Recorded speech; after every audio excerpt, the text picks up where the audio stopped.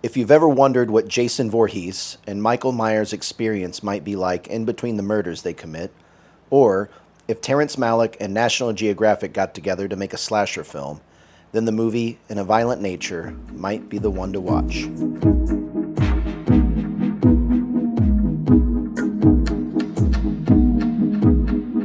Welcome to Bedlam Movie Night, the podcast where we dissect, deconstruct, and exhume films from the depths of horror, action, sci-fi, and beyond.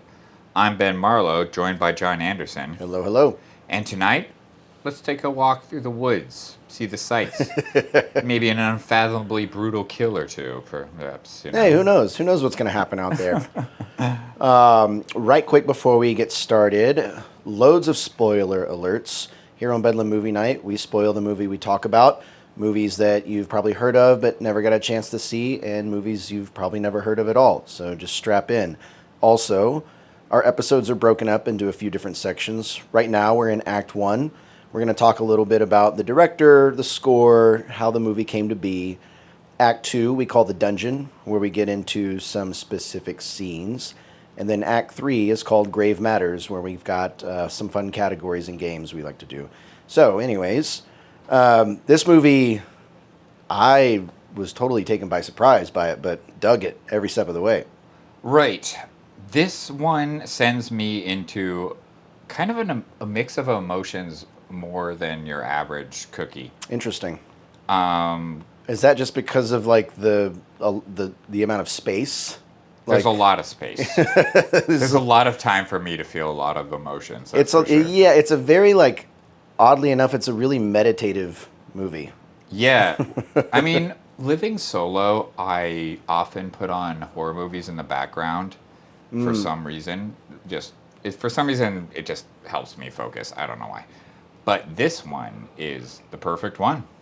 It's everything you ever wanted. The horror movie plus just kind of like nature sound. And yeah, the nature sounds were a really cool touch. This movie was completely void of any traditional score, which I like a lot. No Country for Old Men and Bone Tomahawk were like probably the best two standouts for that example. I'm always interested in why a director makes that choice. And in this case, like you said, instead of like screeching violins or a synth, there's like the sounds of birds chirping, the killer walking on the grass, and then it's cut with extreme violence, and you get all of the sound effects from that stuff too. it's almost like too easy to pitch, which is kind of funny because I do know he like had an easy time pitching this. All right, give me your impression of what the pitch.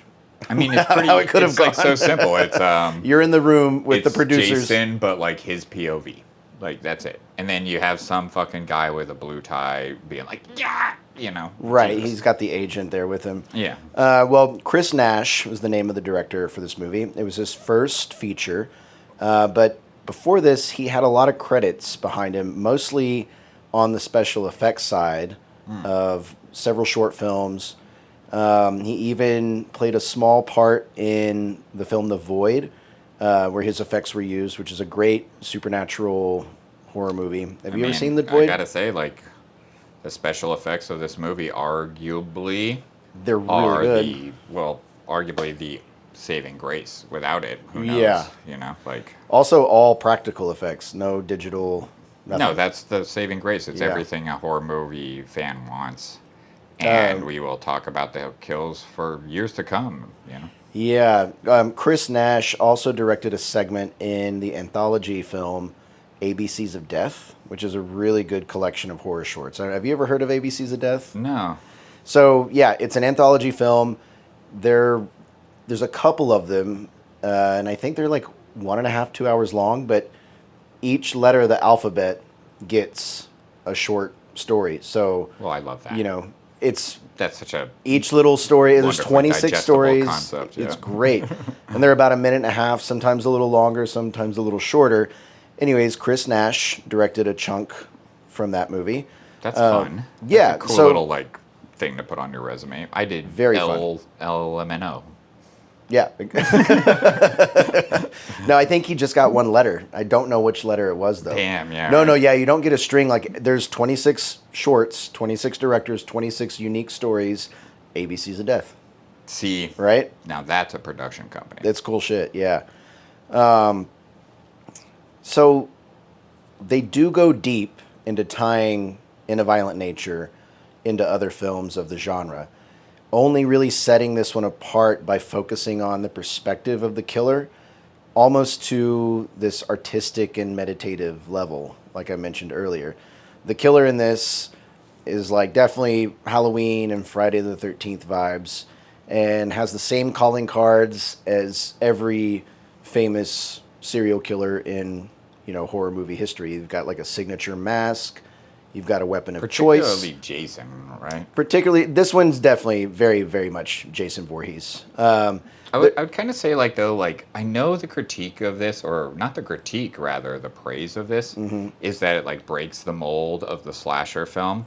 Right. And I think it's, like, I gotta say it's 95% trope, 5% new.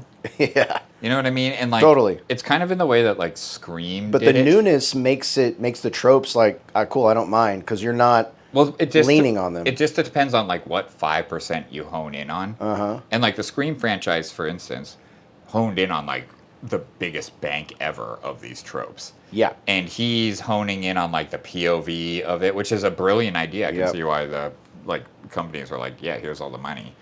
But Yeah. I will say there's it's not there's a swing and a miss or two. You know what I mean? Sure. Yeah. Yeah. Well, like I was saying, the killer in this movie shares the same stuff with other past killers. So there's like the special mask, the weapon. They're haunted by a violent event in their past, just like Jason Voorhees or Freddy Krueger, for instance. Right.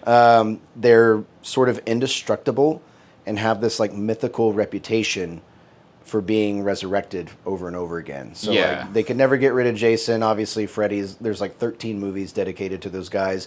This guy, in the legend that you hear about through the movie that the kids talk about, there's like the massacre at White Pines or something when he's like come back year after Yeah. year or something crazy Well, I like have this that. whole backstory. If you want to Give it to me. I should go through it right Yeah. now because it's like they don't dive that much. But basically, Right. as you said, it's White Pines, Ontario, the most Canadian fucking place I ever. think that's where Rush is from. Anyways, that gives it more street cred for me. And so, like, yeah, basically, it's so secluded that the dad of Johnny owned all these stores and it like sold things like toilet paper, razors, Right. and he jacked up the price because he knew how secluded they were. For the lumberjacks and stuff. Yeah, and so they were just generally disgruntled. And then one day, Johnny, who is like slightly like developmentally He's impaired, challenged, right? Yeah, something's up with him. and he's playing with his trucks, and one of the loggers trips on the truck and like breaks his ankle, and so the loggers kind of like use this as like fuck this. And so for some reason, they tell Johnny there's a bunch of toys up at the top of a fire tower. And when he climbs all the way up there, there's a guy hiding there, and he pops up and scares Johnny. And Johnny falls off the fire tower, snaps his neck, and dies. And then... Right. So they're not only like your dad, they've got a chip on their shoulder because the dad overcharges them, and now the little boy's like getting in their way, so they just like play They a just little tried to play fuck a you prank. And yeah, so they basically the cover up and like retaliation of it was the loggers placed an old firefighter's mask on Johnny's body to make it look like he died in an accident. And when his father confronted all the loggers, a fight broke out and Johnny's father was killed. Sure. And then the guy who killed him said it was self-defense, and the logging company covered up the entire incident, paid off all like the widows and stuff. And about a week later, the company executives discovered all the loggers like coming back to the site, and they were brutally murdered, like hacked to pieces type of thing. And they ruled it as like they all died from like eating quote unquote bad meat.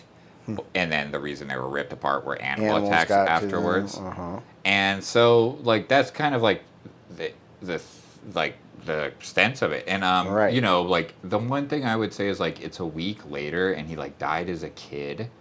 So like, how did he come back later as like this like full grown like like Jason thing? And I like, always took it that the events of this film took place like a couple of decades after the original event, because the game warden talks about like, oh, no, I dealt with this. oh totally. So I Right? actually, yeah, just to like kind of like jump around, I think this is like the sequel. Like this has already happened. This is like Friday the 13th Part 3. But Yep. like to kind of like get back to like the part about like cuz like the point would be like he died as a kid, like, Yeah. and then a week later everybody was dead. So how would he like come Oh, back as this like full grown like killer type of guy? he got that demon breath. And well, I think like do you remember at the end of the very first Friday the 13th when you like see Jason as a kid and it's like kind of like a dream? And Yeah. then in the second one is supposed to take place the very next day, but he's like a grown man, and Ah. there's kind of like that gap. I don't know if it's like a direct nod to that, but like it has that same exact gap in kind of a fun way. Similar to that, this is more of a technical filmmaking thing, Uh-huh. but Chris Nash chose to film this movie in the same aspect ratio as those old school slasher movies. So Yeah, like not only does VHS. it, Yeah. yeah, it's got that VHS quality. 4-3. Right. Yeah. So like not only does it have those tie-ins with like directly with the plot and like the mythology of this character and like how it progresses to be this like unstoppable murder machine, but also technically he chose to film it in the exact same way. So he's like making a love letter to I think this he could have classic leaned stuff. into it more than just the aspect ratio. And, I don't know. Well, he How did. else? Because Well, that's he pretty did with like the dialogue and stuff like that. But Yeah. no, I know exactly what you mean. Right. I also know, so like before he made this movie, he like attempted to make it, and if you look up on YouTube, a lot of them have like 3 views, but there's an entire documentary that's about an hour and a half of them making this movie. Yeah. At least, and yeah, let's just say, just like the movie, they are they're not happy on the editing. Like, there's a reason it has 4 views. Like, you stare at a tree for like For a 15 very long fucking time. minutes. Yeah. We stare at the back of this killer's head for quite a while in this Well, movie. that's the one thing that he, in an interview, said the good thing that came out of that experience from making it before is he figured out the exact distance that makes sense. So That's you your- get the landscape and the killer. Yeah, and you're not like in the killer's head, Uh. but you're not like bird's eye view. It's a delicate balance when you kind of think about it. But yeah, I mean, it never been done before in this genre in particular. Right. But yeah, this movie's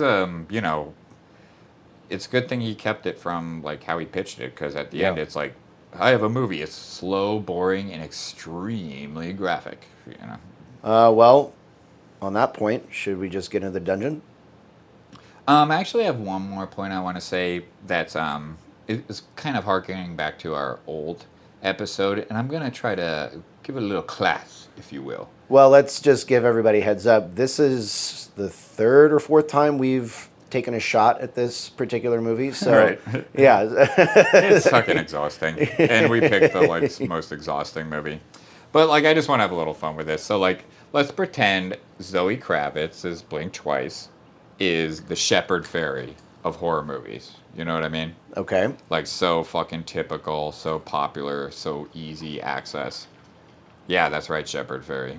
You fucking fuck. And then, so I'm that... not familiar with Shepard Fairey. What is that? Oh, he's the guy who did, like, the Obama thing, like, Oh. the stencil. Like, you know that look? Right, that That's thing just that was everywhere. stencil? Mhm, Just that look is him. Right. And it's just Okay. pop. Right. So Zoe Kravitz is that version. Yeah, he like makes and- Jimi Hendrix things, sells them for millions. Right. And then so that would make this guy the Rothko. And Rothko Ooh. is that guy Very who, like, open for interpretation. Yeah. So he's like that guy who does like the faded flat I'm ones, very and familiar. you just have to stare at him and be like, It could be a door. Maybe it's I a window. guess I'm feeling it. Mm-hmm. So, well, and it's kind of a fun game to pick kind of the fine artist compared to, because, I follow. Yeah. art is such a, or not art, but art, and horror movies are so, contained and self-referential. It's kind of fun. Yeah. But yeah, anyway, I had to get that Yeah. thought out, and Yep. I like it. I like it. just can't, I will always kick Zoe Kravitz in the shin when I can. But yeah, let's get into the dungeon. All right, let's do it.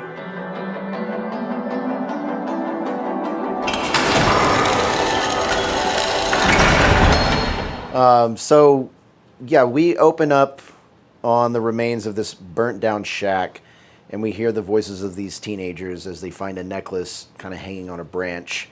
One of them mentions an event called the White Pine Slaughter, which we just heard all about from Ben. And of course, these kids take the necklace, like, obviously leave that thing alone. Right. But here we go. We're already, like, right in the middle of the mythology. And as soon as they take it and walk away, Johnny, I keep wanting to say Jason too, yeah. but yeah, I mean, it's 100% Jason. Like, his head is Yeah. all messed up. Like, he's in the woods. Well, even in this one, he comes out of the ground and chains are on him. I think that's a little bit of a nod to Friday the 7th Yep. when he's got the chains on him.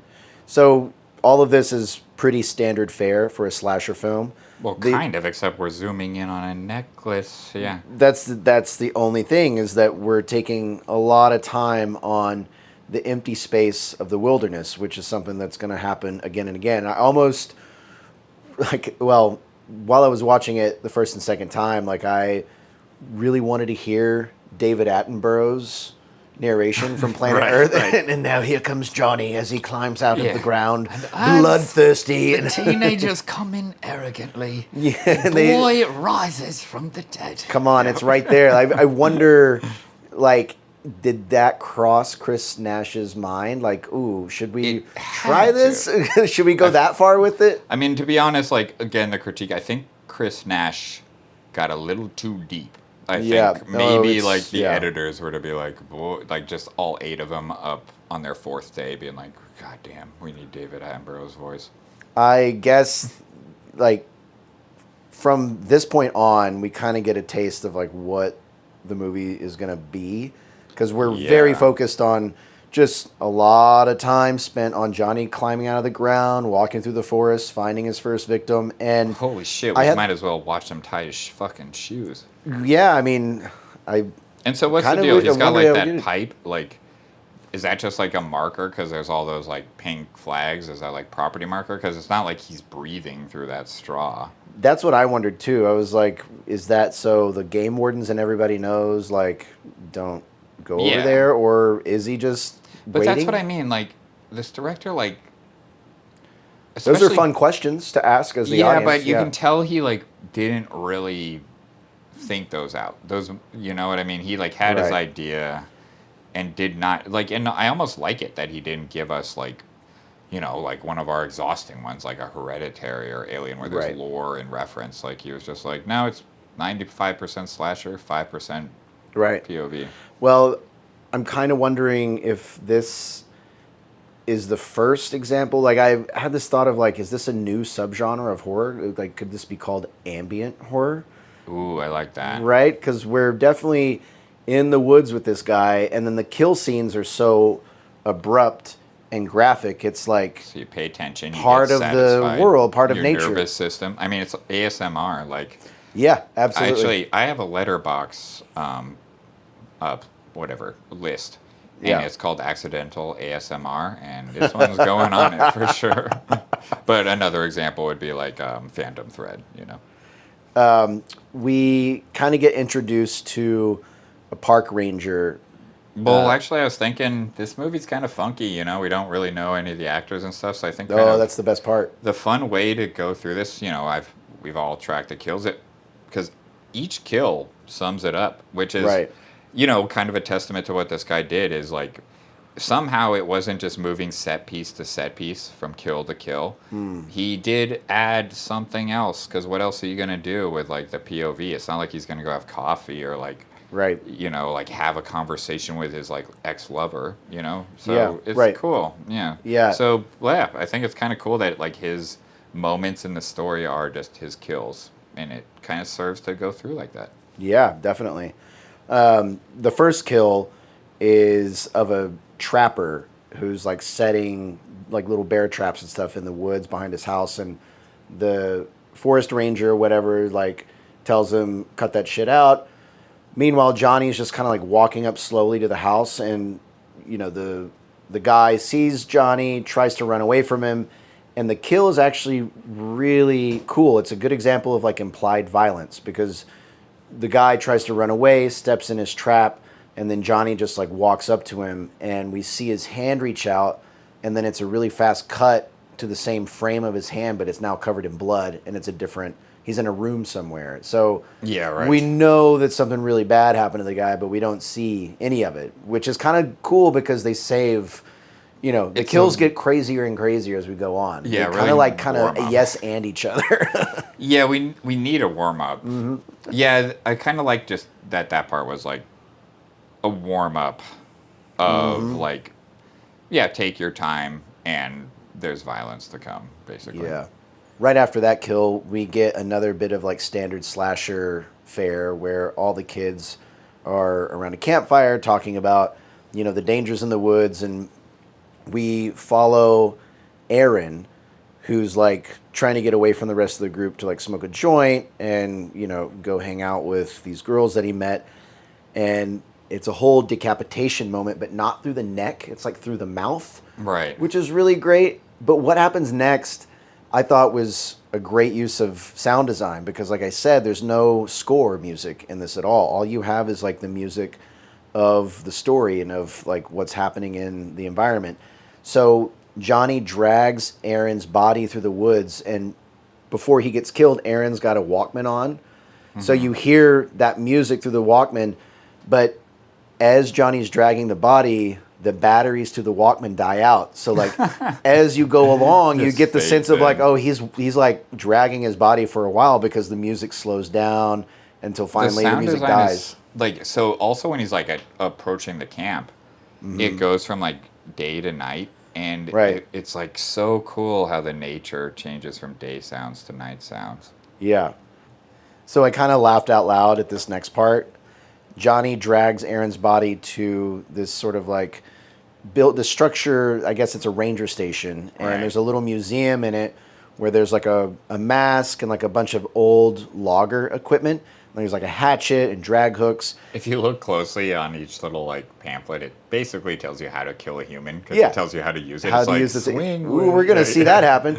But he throws Johnny throws Aaron's body like through the door So- at the glass. Yeah. That's where like when I first watched this, I was like, holy fuck. Like, this better give me something. And I was Yeah. very relieved to be like, oh, we're just going to lean into.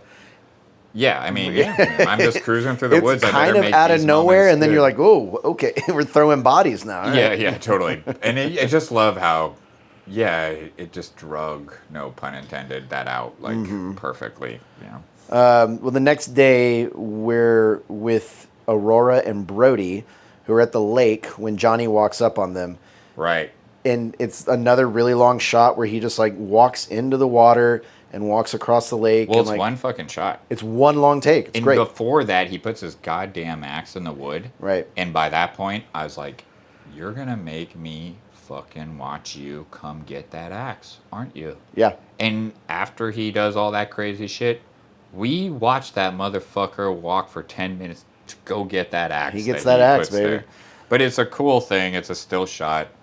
You know, there could be cuts here and there, but it is cool to think that they, like, you know, did like water tanks and stuff like that. And when she screams and then it turns into nature sounds, very cool. There's the first bit of quick editing right after that for the yoga kill. Yeah. I want to point out that there is just a lot of long takes up until this point with this particular kill. We've got, you know, from the landscape to her abdomen to her feet to her head, and really that's something that I noticed is done in westerns a lot, where you've just got a lot of empty space, and then before all the action. showdown, you've just got a bam, bam, bam. You got a lot of quick Well, that's editing. what he's doing. He's cruising. And yeah, so the lake, you know, like think about it through his POV.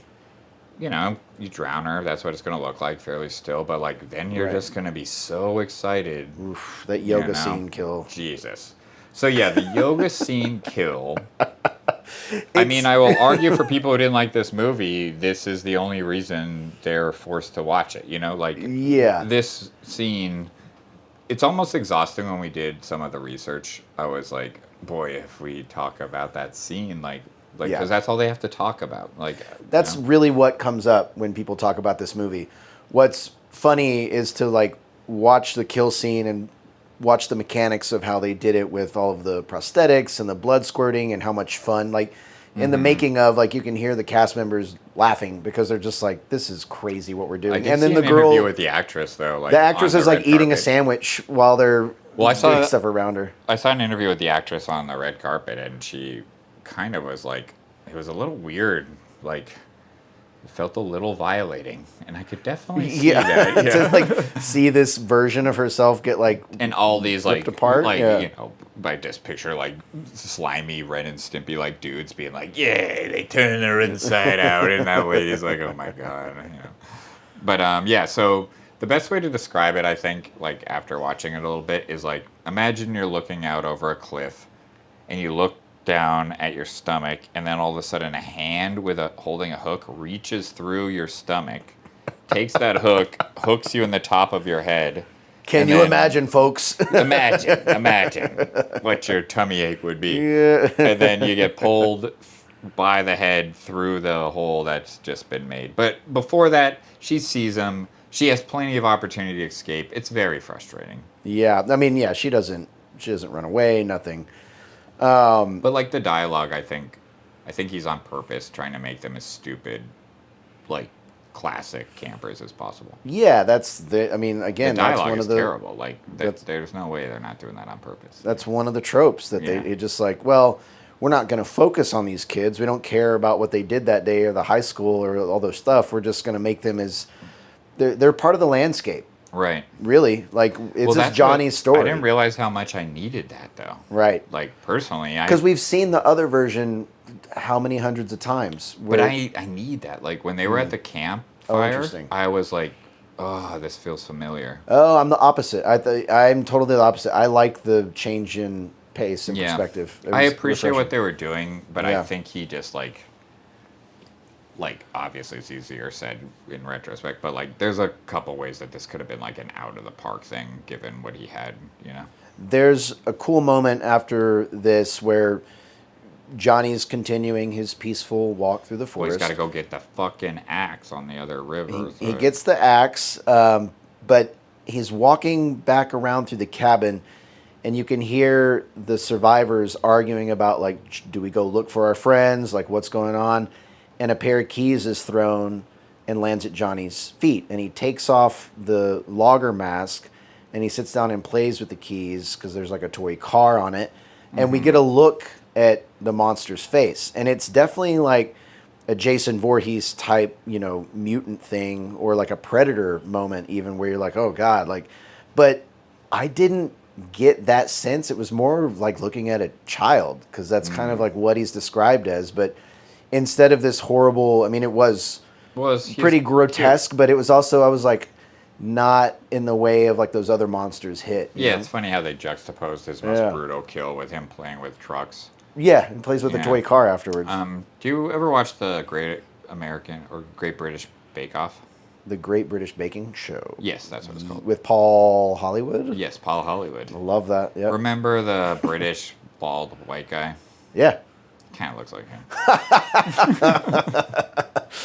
Anyway, he's probably not going to listen to this, so we're okay. Yeah, I mean, if he does and he has something to say about it, better for us. Yeah, Let's yes. take it. Well, the rest of the survivors, we've got a couple of great kills after that.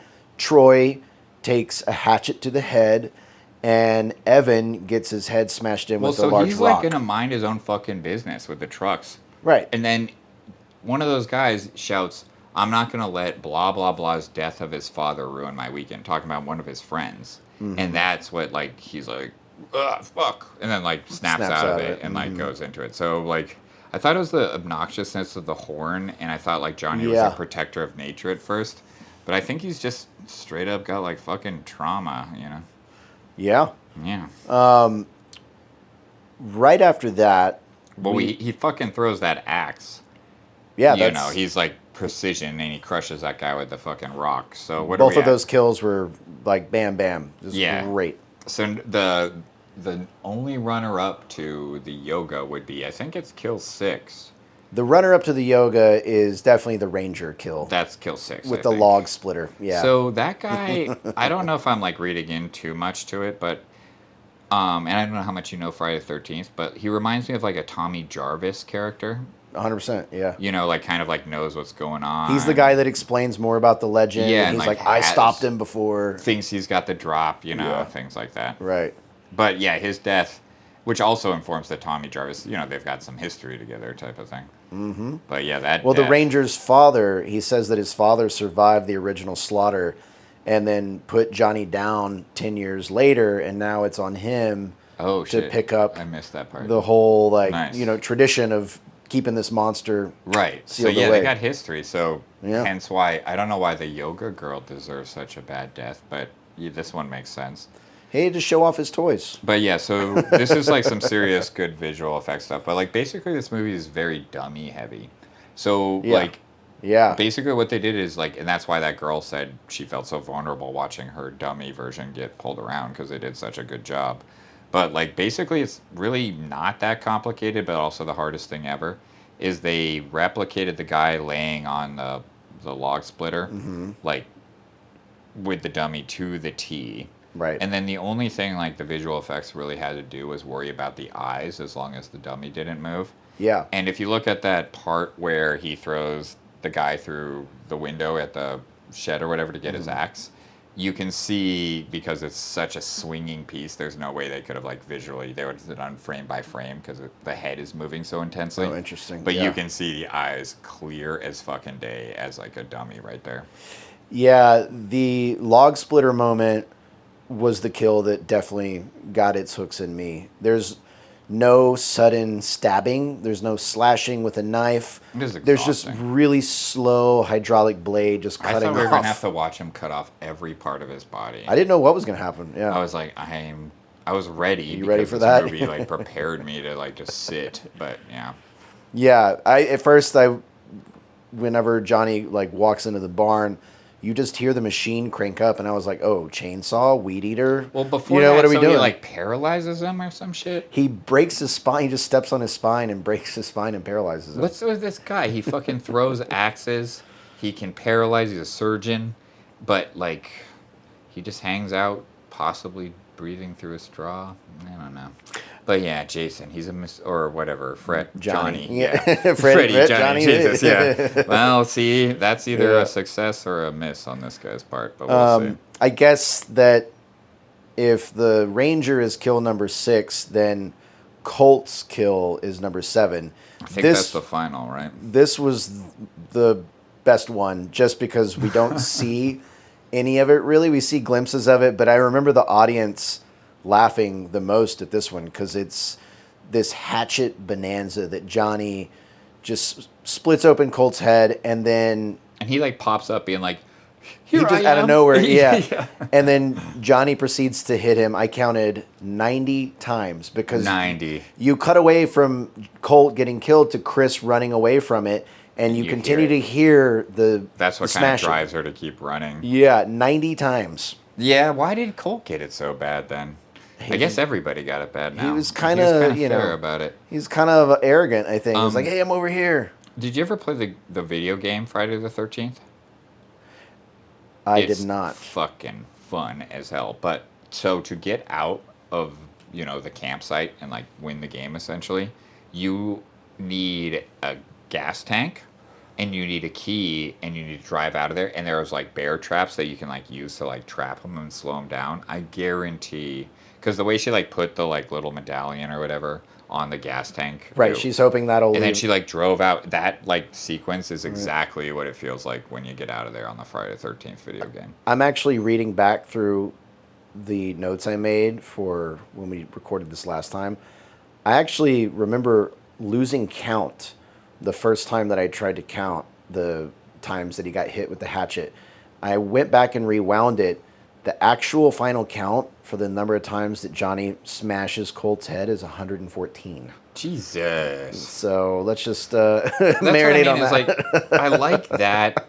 I mean, I just swear, like, so for instance, like, yeah, here's a little, like, yeah, now as we head into the end, like, so maybe I'm like crazy, but like, the concept of like the final girl or whatever. I feel like the killer usually has like a complex history with the final girl, but I guess I'm like, I might just be thinking of like Scream or Halloween, because I guess Jason just there's always just kind of a random final girl. Like Halloween, I don't know why Jamie Lee Curtis has there, and then there's like Scream where like Nev they Campbell just the killer became- always has like some reason, you Right. know. So that's why, because like this movie, like I didn't even fucking track who the final girl was until Right. she was the well, final because girl. there's no. That's the thing of them doing this movie so differently by like just following Johnny through the woods. They don't follow the kids, so you don't really Well, have that's why any she's the insight. final girl. He wasn't able to track her. That's why. But that's all we have to go on. We don't have any other information about the Yeah. character. Well, the So- final, but or yeah, reason to usually follow they're like them. there. But yeah, but anyway, like yeah, she gets out of there. She does this thing. They do a nod as to, as they've done with so many other horror movies, but this end when Chris makes it out of the forest, they give a big shout out to Texas Chainsaw Massacre, as it also ends with the remaining female survivor hopping into a truck to escape the monster in the middle of the woods somewhere.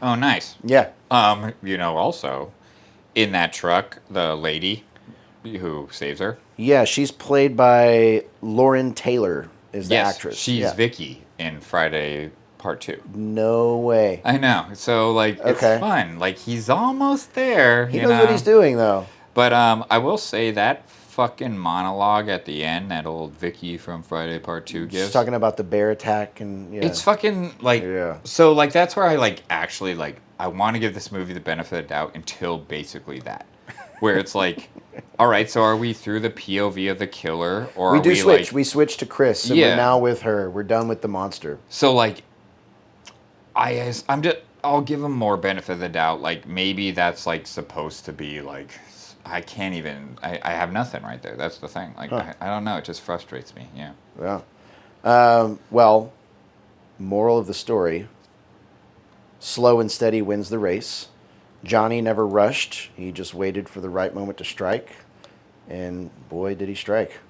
Yeah, actually, mine's kind of similar with slow and steady. Mine Yeah. was just, just go with the flow. Don't plan too much. One foot in front of the other, and you'll end up where you want to be. One Yeah. thing at a time. Well, should we get into some grave matters? Yeah, I mean, I guess there's not much more to this one. I mean, you got any other thoughts on kills, cartwheels, or anything?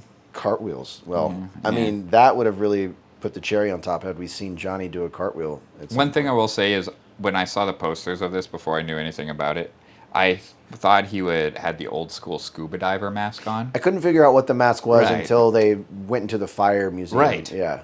Part of me wishes it was old school scuba mask. You know those things? Like I do know what you're talking about. That's, I mean, that is a terrifying outfit, like the old school deep sea diver. right. They're scary. And I also want to mention that he's definitely coming out with a sequel. It's been confirmed. So Comic-Con. that's what I'm wondering is like, is she the actual final girl where she has to like battle this demon again? Like, what's the deal here? now? Exactly. So Right? as I was like kind of hating on that scene, that's why I like stumbled over my words was because I was like, well, maybe like then maybe he attempts like through her version. You know, I don't know. Huh. You know. Anyway, we'll see. We'll see. Well, let's wrap everything up with some grave matters. What do you think? I'm ready. All right.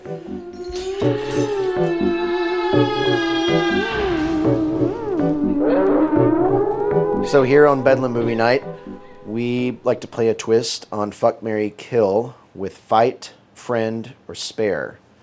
Fight. At first, I honestly just wanted to do Johnny on all three. I would pay $1 million, John, to watch you fight Johnny. I actually think that might be like the most even brawl. Like you guys kind of have the same like stature, right? Like a little bit. Yeah, I mean, He might be like 2 feet taller, but you know. he's taller, and he also knows his way around a hatchet and drag hooks. And Apparently, he can throw axes like nobody else's and paralyze you with. he also can take bullets, which Also, like, yeah, you thought 1-inch punch was fucking powerful. This man can just reach through you slowly. now that we're talking about, I don't know why you think I would handle myself. I don't know why I said that either. I basically just been like, I'd pay $1 million to watch you be ripped to shreds, John. I think yeah, that's more like it. I guess yeah, I would fight. Fuck it, yeah, I'll fight Johnny. You See got what- it. And see what happens. I would befriend.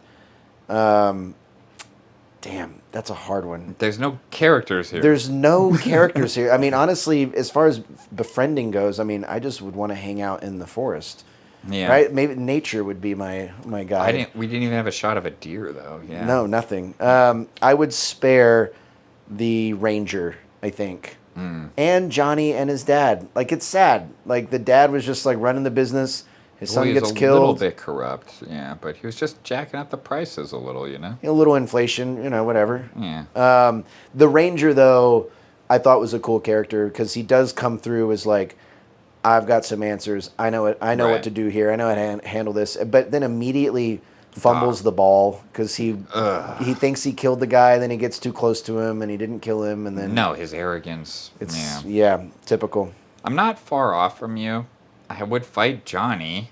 Like, I don't know who else I'm going to fight. Yeah. And then I would friend Tommy Jarvis, the ranger. The ranger, guy. Yeah. yep. And then I would spare. Like, I don't want to spare Johnny because that, like, ruins everything. But I guess I would spare, like, the stoner guy. Why not? Aaron, yeah. Like, somehow that guy just, like, doesn't die somehow and, like, runs away and you never hear from him again. He was the guy with the cool music. Yeah, and he's, like, the guy trying to, like, go get the ladies. Like, he's just like, you guys, what are we even doing here? You know? Why are we out here? Yeah, like, we're out here for music and ladies. And if he could avoid getting his head chopped in two and just, like, somehow realize his friends are taking advantage of him, Well, my favorite moment, definitely the forest ranger kill. Yeah. It lasted, well, Oh, for man. 2 or 3 minutes, I guess. And I mean, the cult kill is It was actually like pretty fucking crazy. 3 minutes. That's a long time to watch something. The cult kill is, I think, even longer, but you don't even see it. You just hear the whacks, the 114 no, the whacks. fucking goddamn ranger kill is like, it would have been a close, like, all-time second to the yoga one as Right. the cultural The accept. yoga one's kind of like a no-brainer. It's like everybody knows that kill. But Yeah. everyone's gonna love that one, and that Right. one's going to. But because of that, it will box with like the top 10 kills forever. Mm. But I think he thought that Saw one was gonna have the same effect, and Right. it just requires too much. It requires too much from the human spirit, and good for you for going there with him, because I'm sure he would like that. I think mine would be.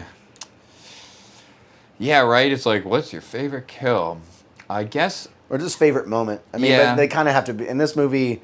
What else are you gonna pick? That's all I guess kills. it was. I really liked the moment because I kind of realized what he was doing with it when he did walk from day into night after the first kill, and he like notices like the gunshots or fireworks and the car drive by of the campers, and then you're like realize like, oh shit, like, oh, he's just cruising, and yeah, Right.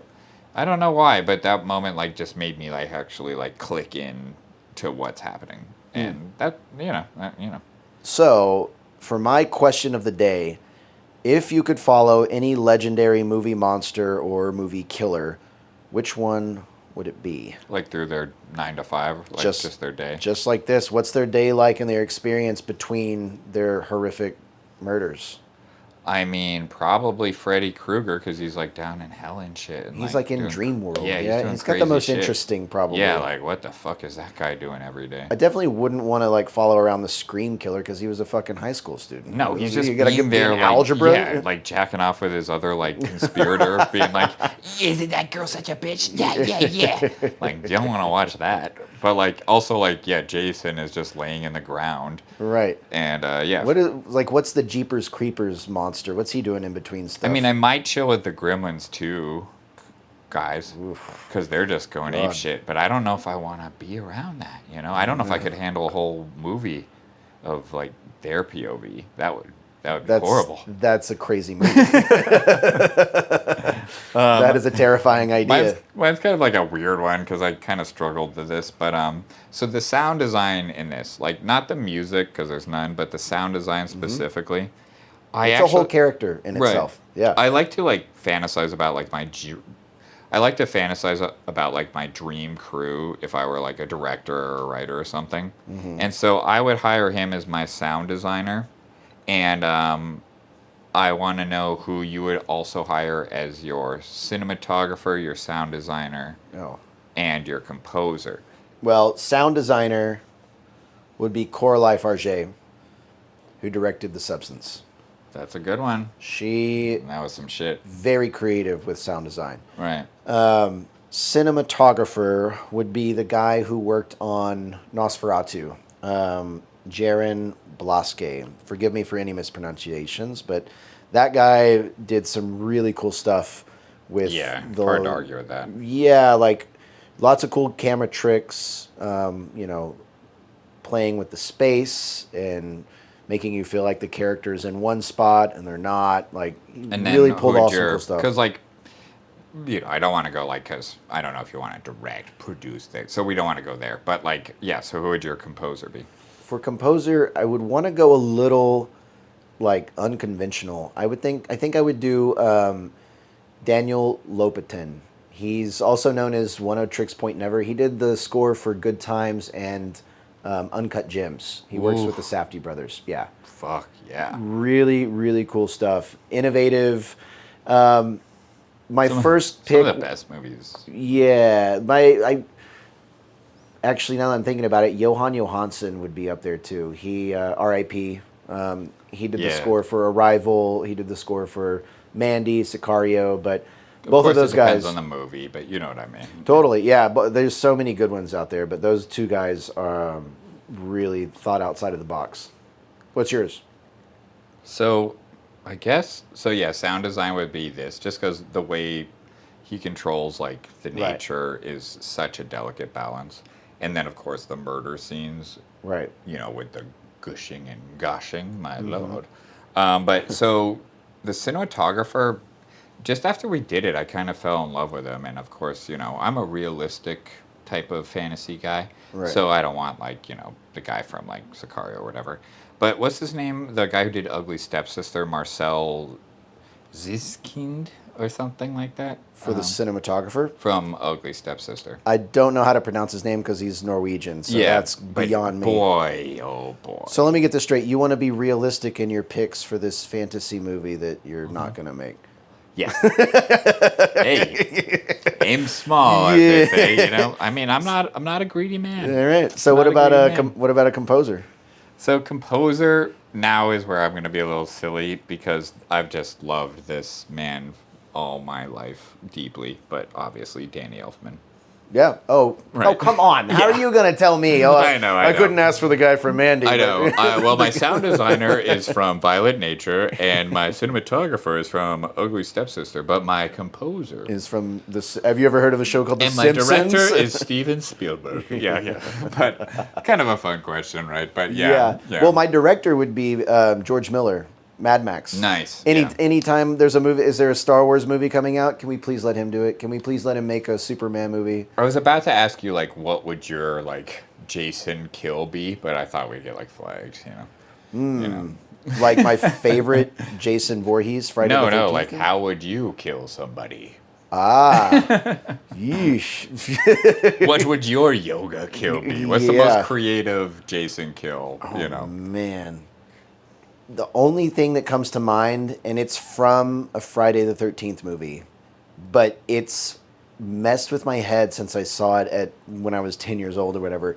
There's one of the Friday the 13th movies where this person is in like an outhouse at a campsite, and Jason starts like stabbing and slashing through the walls of the outhouse. And of course he's like in this confined space, but is totally vulnerable because he's in an outhouse. Goddamn outhouse. And there's like machete blades coming through at all angles. That one, that one's fucked with me ever just since. get them in their most vulnerable moment. Yeah, like come on. Yeah, totally. Yeah. Yeah, and that's like still got the humor, because you can't like get too brutal. You have to have like a sense of like, oh, he's pooping. Right. Like, right. We this know is what's still going on, funny. but it's also fucked up. Yeah. I'm glad you answered that. I thought you'd. You know. I'm not saying I would do it. I'm just Yeah, of course, of course. I guess mine would be like, I'd like to do like that thing where like in The Strangers where they accidentally like kill their friend. Like if as a killer, I would really find great satisfaction in that. Right. You know, where they're right. like on guard and they're like, we got him, and then they end up killing their only hope. Right. I don't know how I would do it, but boy, as a killer, I would delight in that. Like, ha ha, you know what I mean? Evil, gross shit. But that's why this question was so vulnerable. Yeah, hell yeah. Well, I think that about wraps it up for In a Violent Nature. What do you think? Yeah, I mean, that was a quick, violent one. Yeah, it was fun though. I wouldn't. I think it's totally worth any horror fan seeing for sure. I agree. Yeah, it's got something very different going on, and I'm excited to see the sequel. I hope we see more ambient horror. I will as we go totally on. watch the sequel. Right? Exactly. Hell yeah. Well, thanks for tuning in, and as always, I hope you will join us next week, folks, and to be continued. And keep your eyes on the skis.